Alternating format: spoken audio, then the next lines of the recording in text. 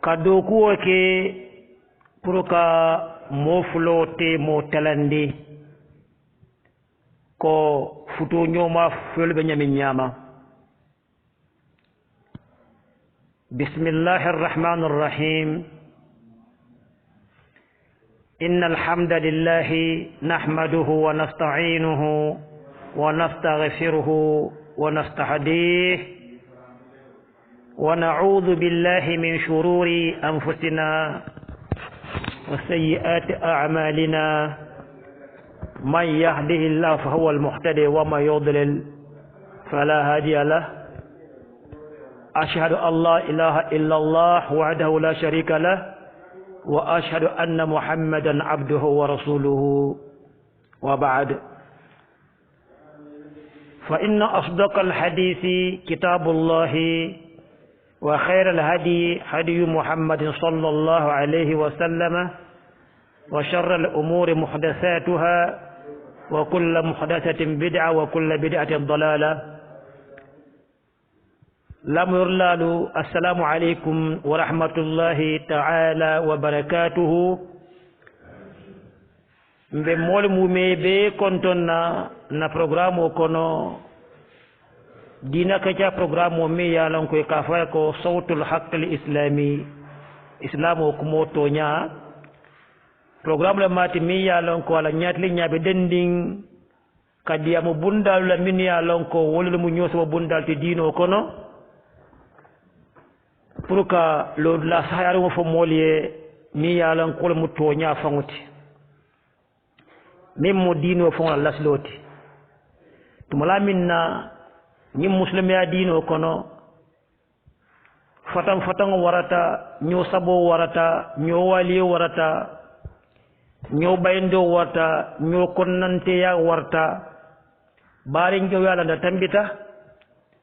moli be ñone na dino kono kuma jawol be falinna karaflol tema soko min be dending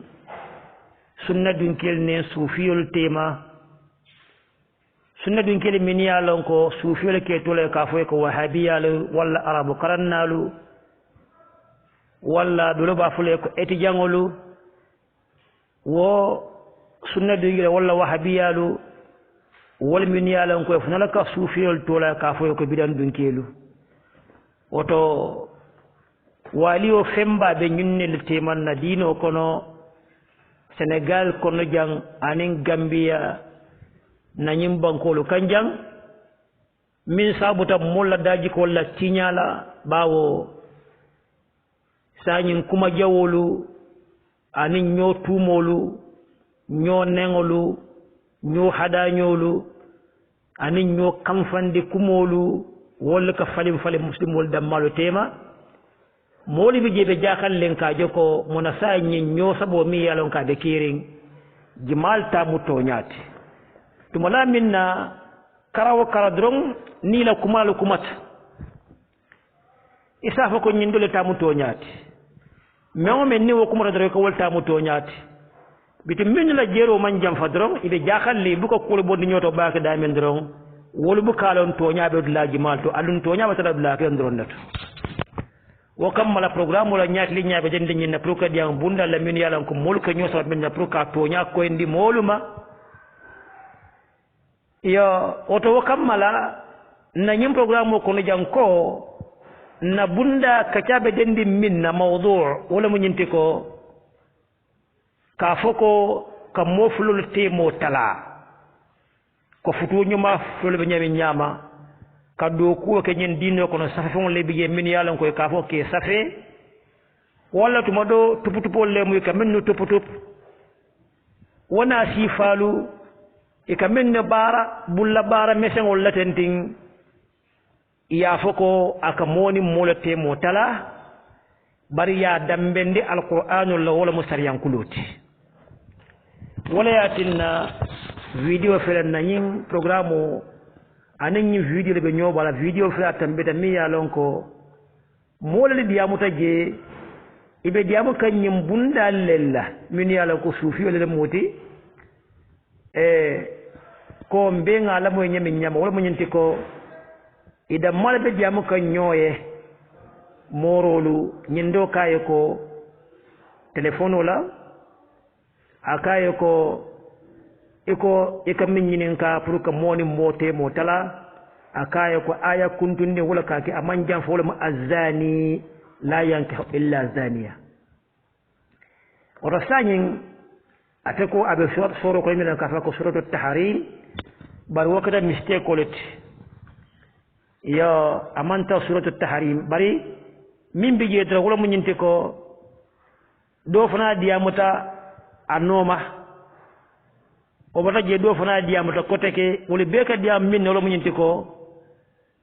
يكادوكو كنيمي نياما سريان كلولو كاتو مولو alqur'ana kulor nying ikado ko nyame nyama pour que moflol temo tala iko niyo ko diamond don yeta do sare nin sate musa te tlibo karolay do sare ge do sare sate tlibi karola banne wulo ko na wulum ba nyala meta do sare koko dola to do farola buldola yeta do sare karadola kote nsaba kumo sutu mamu nyunnel timini ya lonko wala kata wal tambita nyim video kono min tambita woto wakamala lafta diamala wo ko kiti wala sariya kono kaje ko ka modo ku ko sariyan kulle biye sariyan kulo mi ya lonko ika modo ku pour moni moye tala wo ko dum abe sariyan kono le bang wala akuwo kiitiyo be ñaadiide wo kammalan be diyamula walla jankaajo ko ñinde kule maati mi yalon ka a sottata diino kono a miiro nin a baarolu aka kewo a mankewo bari a biiro na baarolo sottanna diino kono suufi kunda ndolla alfaaliyatara diino kono ika tamandi bari fanal ya tara jele de tulumba ke ko nga funya min nyaba kuna wala nan ko na alfaliyata mpe ma fu ko na alfaliya kiji wali ya tara jele yo adun wala fanal ya je ko tuma do dino lo mu ya je ko kula mi ya lan ko ase da nole itoli ya je ko tuma do wo mu kullol te mi ya lan ko ala ya karafa muslimoluma pour ka ta mandi la hajula ka walla la kudi nyinin ila naful nyinin kuluto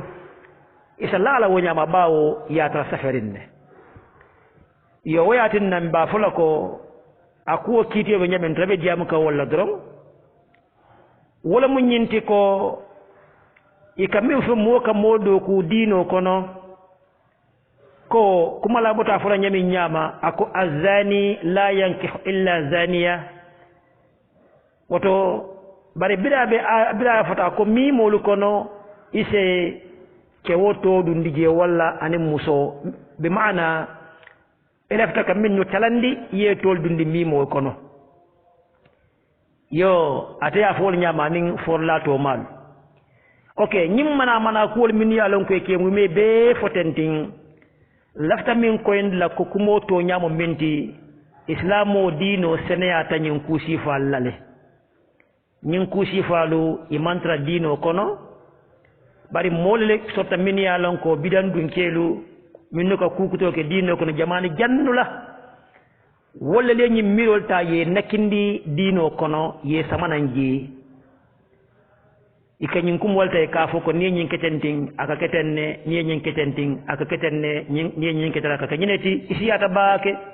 nyim fana mu kenne to ko nyimmi yalon ko be diamala bundala tenting amanke fenti mi yalon ka be dino le kono ala mawoke bari wulanda ni tata alquran ko no jibe ibatar lal ko alquran fo nyindula fo le bari anim fana ayala kitiyo ko indi male wala mu ñenti ko londo bi je ka fa ko ilmu sihr wala mu ñenti ka ñimmana mana kul ka do yokurunta man dayman drum iko aya kuki adama din wala alquran ibira ba fa wato minna ñindula fango to ka ñimmi baraten din ka moni motrande alquran wala fonki misaloti ala wala fonki misaloti ka joko wattaba'u ma تتلو الشياطين على ملك سليمان وما كفر سليمان ولكن الشياطين كفروا يعلمون الناس السحر وما أنزل على الملكين ببابل هاروت وماروت وما يعلمان من أحد حتى يقولا إنما نحن فتنة فلا تكفر برجيتوكو فيتعلمون ما يفرقون به بين المرء وزوجه جمالو تامتن سليمان واتولا شيطان لو كاي كاني فنونكو يا سليمان تومي تملا منا على ياكي على منسيا جلا موننا منسيا من سوتو اتفونا دانيرو كان وكمل سليمان ادم ديمول ماري كاياتا يكتا فو جينول نين شيطانول نين بيانول نين فين جمالو كاياتا سليمان البهائمولو من موننا من سوتو bari yesleman tu mi ngi la ko molo mati ni aja woko da mandura ka elmus aka londo do ko londo mbi ya lonko ko nyin sifa aka molu ay wala sabay molu mara bari ala yo ko molo bay ko Suleymanu man kafiriya wala ko to mu nyente ko wobarul keke ilmu sihr min be ko nyi min ka mo kayandi moye wala ka moni motala bari kayandira kuma afrota wala jambawa ko Suleymani men kafiriya bara shaytanu le kafiriyata mune yatin nan kuma kan fatu mula min ne ko wakam mulka wala asaba mul fengul kayata yi woto mo woto wala mun duk aye do kule nyin sa fengul wala nyin kolula min ya lonko ika mo mara minna wala asaba ko e ko Suleymani man kafiriya woto wala mun ko nimmi yo ko daama do mo kafiriya kuleti bare alana wana ala ko shaytanu le kafiriyat bare shaytanu le kafiriyat ka molo ndi kortera sihir la wo sihir nyin ay wala fa fafatra bundata ka wala min nako ye jarabiro kenan malaika fulami ya lon ko ala ye kinan non pour ka mol kan dini wakko la pour ka bondi mol ye nyot bare pour ka jaraboti mol ye o jamano la nu wo korte nyin wala me fonte mi ya lon ko nyimbi je ko e ka fongolong yufarriquna bihi kafrandilo ke minna bainal mar'i wa zawjihi mona futu nyotema woto wokkorte ndo mi ya lon ko ala kafo wa kafiri ala mati shaytanul laka mul karandi wala bara nakale malaika fram yalan ko ala yakina pour kana aytandi mol la ko nyine mu wolondo te ala kamem foko tenin te kamel la Suleiman ko mo fori ad bari nyine famo mo korte londoti bara nyimbi je ko moni mo talandi bari wol fulo bi yata wato men hawta di mawta bari be mol karandi la ala yakina pour ko jaraboti mole bari ka ko ni mole malako afala nyine mo korte londoti ni lefta niya long isa long bar niya tamane don kafiri ala bat ha isalon ko alla jarabiro mate ni ata mande on kafir la mat sa wokote lon do janjantale mulka min tamandi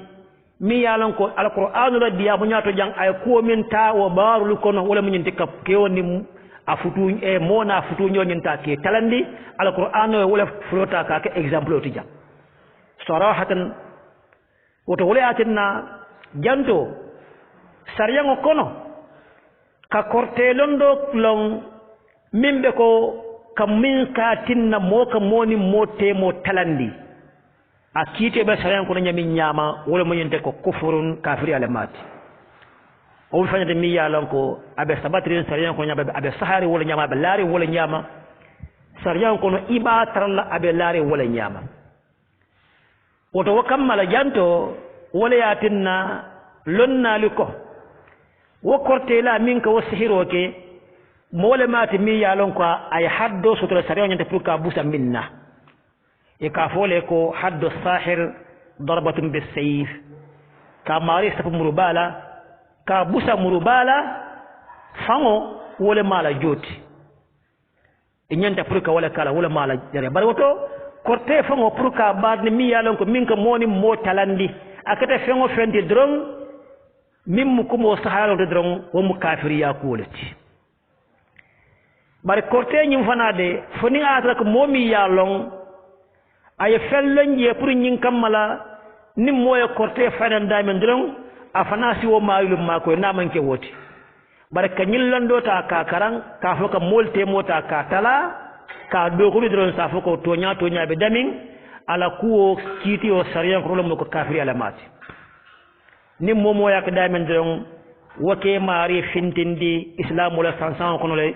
hanni ka sun ika sali ika kuwol mu me beke balki mo de fango malo baraka mo fintindi islamu din lo sansan kono le fenne mati mi ya lon ko nyin ilmu sihr min ba fo kan tenten ka moni mote mo talandi sanyin min sige fodu nyin fongle min ya lon ko ke ta mandi tenti ke safe fodu nyin to nya sariyan kula ka ke ban aka keleba wala fa bukaki wala mu diamo fo aka keleba wala fa bukaki jang mul saje no dol saje ko aka kele dol saje ko bukake batumado karambali kunda lombali kunda ikamin fuk al awamul mulmin ya lon ko komi wala mo moto mal lelti tuma do jama saje ko aka kele bari kero nyin ka dambe ni munna tuma do to liya dambe ndi ko alquran wala munna ka alquran kula kawake nsafo ko nyimo fande mi ya lon ko alquran o dati je ko nga fo nyami nyama islamu kono arabu safiru islamu sariyan kulo alquran kulo ana tanolu min ya lon ko arabu safar la madu bolla hadisa kulolu wolu manke fenti mi ya lon ko wol nit ñi ko wolte mo jam fata ñole manke ku pidenti alqur'ano nata drom pour que mawle kandande sila kendo kan inna hadha alquran yahdi lillati hiya aqwam anata pour ñen kam malaka mawle tlende sila kendo kan ka mawle sewonde min ya lon ko ka kuñi ma bara ko aljanole bela arjanole beye bari mol min ya lan ko kafirata ko ala yankan ko bala parendiye ala ko anuna ta ka luwa bukol ti muslimoliye luwa kitabo le mat ka karan ka barajo sotoje bara manke fenti mi ya lan ko kafo ko londo le bije ko lolle bije e kamen do ko ndoko nyin sifa ala ko ka moni motalande wonte to nyaati bari minnu kam rato nyaati to liya ajela do bara na nya dino ko ne to ma long bari safo ko kufula ikawala jaka sinyo kono jang wala mu nyente ko alqur'ana kulo fango jaato ani to kamin do kundi ka fay ko katumo niye katumo do kundi yani alqur'ana kulo ta ye jaka sinyo kono pour kam mole fende kaaje ko nyimmu fenneti mi yalon ka bata alqur'ana londo le kono ayatara ko amambe go kono alqur'ano fango e min satam be nga womele ko yuallimuna an-nasa as-sihra وما أنزل على الملكين ببابل هاروت وماروت نغنين كان كو فيتعلمون ما يفرقون به بين المرء وزوجه alquran kulo ya kwendile ka fongolo min yalan ko mo kam mona futu nyo tandi minna ko mo ilmu sihir de kafir ala mata alquran ya kwendile tumamna ko fo mo fo da ka fo ko wama kafara sulaiman walakinna ash-shayatin kafaru imaj sulaiman man kafir yade ko to ka fu nyame ko Suleiman ne moti mi yalan ka molo mara nyi londo lella aman kafiri wala man to ko londo nyi pour ka long ka tamandi kafiri alamat bara walakinna ash-shayatin kafaru yuallimuna an-nasa as-sihra fadi am dafa ka foko fo kata ku modan da min ka joko ka moni mota kayte mota katala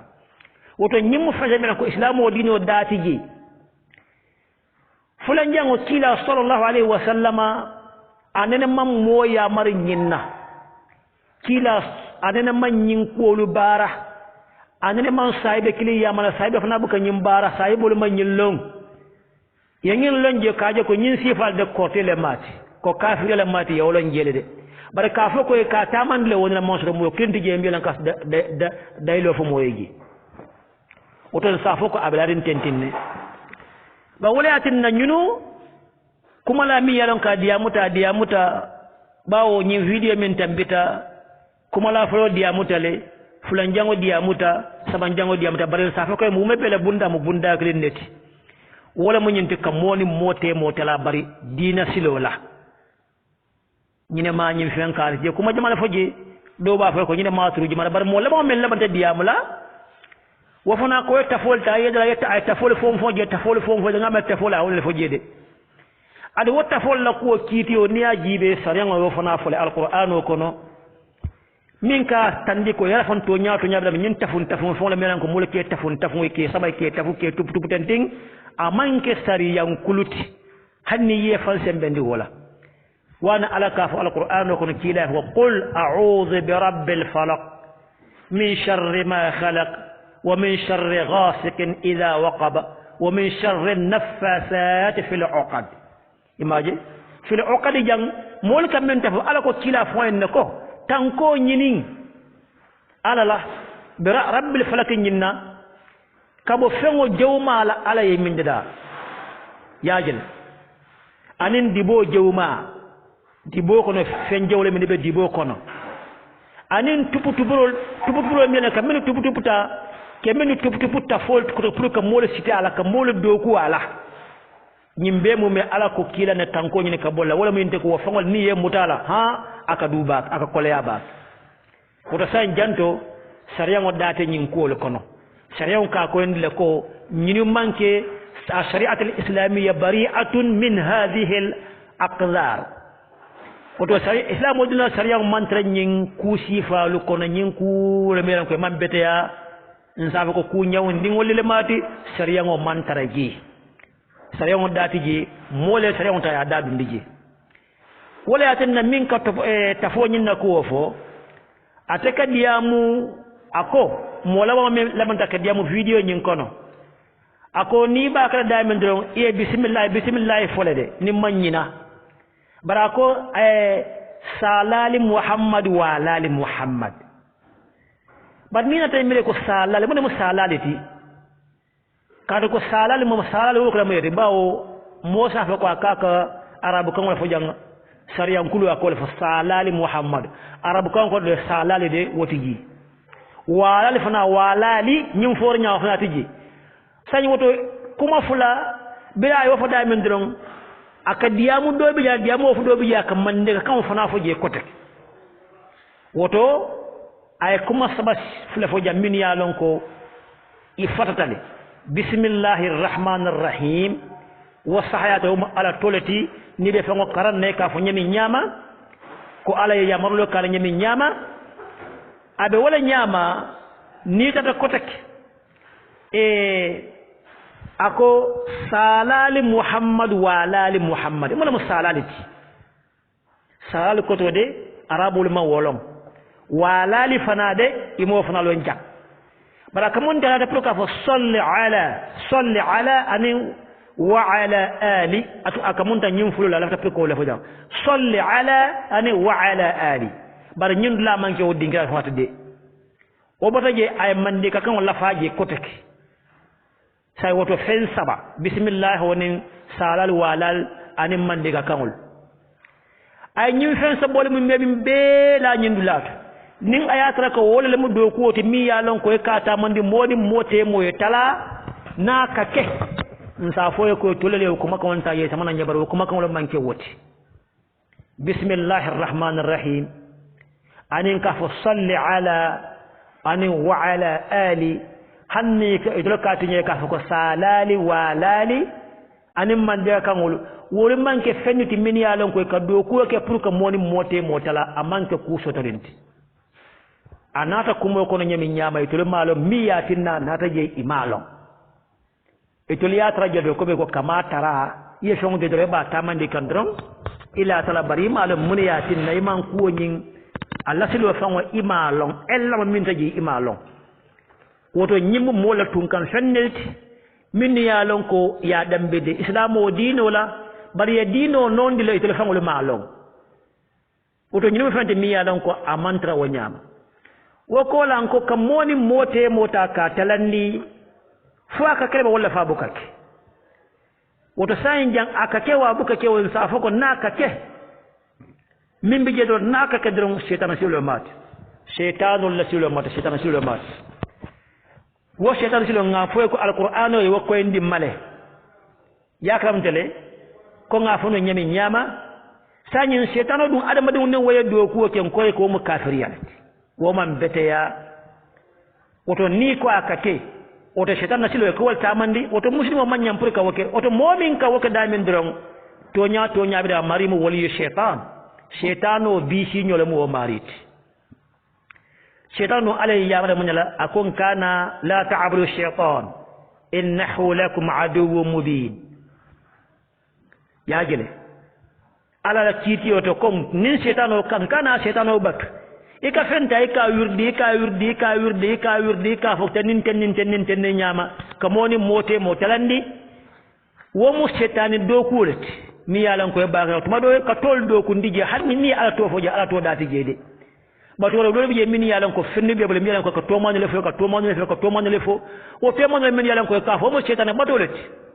setani bato mi yalan ko alayem fatanda maka fo ko ya bani adama alam a'had ilaykum alla ta'budu ash-shaytan innahu lakum aduwwun mubin wa an ibuduni hadha siratun mustaqim atla adama diuna fo magnilla muñina faale ba magnilla la hado taliye ban kanyil kala nyina ko alkana shaytanu bat amma to jow balati o de ka shaytanu ta ka do kundi ka moni mote motala sa fo ko ku jow bale mati hakilo fanwa ya bayle bari ni nata jankoto ke ya dibe minnu ya lanko tuma do lafta pulka nyin ko ke sare on ta ka ku dari ngoti tuma do se kuma di ma jamal fo min ya lanko mantra sembre londila yo woto wakammala mbe min fala ja wala munyindi ko dol safano data bara mokete nyawo nyaka moni mote mo talandi mola haji tiji wom kulte mi yalan ko amanyinya bare do sina safo e ko misale fe mbe misale ko sila moliye wala munyindi ko mo fele abe nyindo ko ke kan hanna tra kon dolla ado le ko nyim ku kendoleti ka ado ya ko adata ne bare ñing saryango kono amanke kunna wajibiti amanke kunna sunnoti amanke kunna mustahabboti bare ado yaje ko sañi ne ka fumi ko al urf as sahih sañi ado son ta ko sañi ñim kulde mi yalan ko mosa tamandi nole hanne atra ko ado ya sabatinde ko hakilo sabatinde ko moy ne fuka tamandi nole sañi ka do kundi bar nada mol je min yalon ko woka sabu mol ka do kundi la hajul kamma ila hajul kamma nyaadi wala munyenti ko ita ka jibele ko muso kane kan akoy ko ayaje ko asina mana kema be diaring asina ma ko sabo kambalta akoy ko sanyin nsina ma do kunye sanyin ite wodo ko ke o ma hanna tra ko en ko sina ma ayon konne afana kan do kule hanna tra ya ko nyinyi nyandi nya ko to akoy ko sina ma do kunye kanin ke ma talandi molka woke walla moya je miyalan ko musole mati atelo to musobe futura modole yo futu akata moli akado ko kaye morolu ikawo musoni wokke wotalan ala hajo kam walla hani mole ajibe do aka mokon ani moku ya dal drom akata moroli aka foyo ko alejin kardo ko nyinni nyiyatala wakati walla hani moro fango miyalan ka kado ko kaye musolle je min yalan ko ya nyabo wala futu wala ko no ay wolni mol tan da tafon wala futu na sifal nim mol ka woki adunga te bayla fam mol si woku sifalike kato adamadi ya fam mujjan kolati e ka famale wala men ko al insanu ananiyun bi tabi'atihi adamadi ya fam mujjan kolati o to bajile ko janto nim mol ko tamonde dino kono jeeto hannin adata ado kono wala men ta hanna manke mustahabbo fonta hanni ya kono barni ko kula milan ko sanga asadano le moya ka drom sanyi jeta be haram yalla sariya ko don kati muniyatinna ibajile ko mantoro le fele mol ka ke mantoro la ngol tisani woto fo be haram la le ada kula mati mi yalon ko adata nunda adata le kaje ko mosa kenole ado kono sariya fo man kasiji bar sannim mol na ka tinya lan de ko mol be nyin ko le ke kan nyami nyama mol ka kala hajol te ka mol la ko tinya ka mol la ko tinya ka to adama dum ka ni diala no ma baake tinya ro jeta adama di ngoye dina daroti mobe bala hajol no ma